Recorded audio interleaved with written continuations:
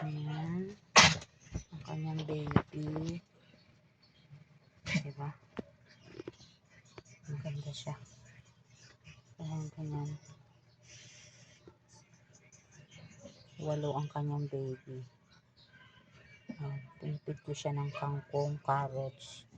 Yan yung kanilang pagkain. Tine-check ko kasi siya nilalanggam. May pumapasok na langgam. So, kiniklear ko.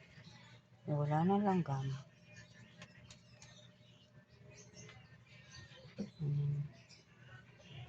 Yan ang baby niya. Yan. Natago niya na. Yan. Natago niya na yung baby niya. Bye na. Dede na naman. Nagdede na naman yung baby niya. Ito ang daddy niya. Yan ang daddy.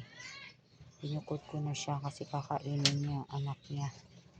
Sabi hinawakan daw. Kaya kailangan hindi hahawakan. Ayan siya.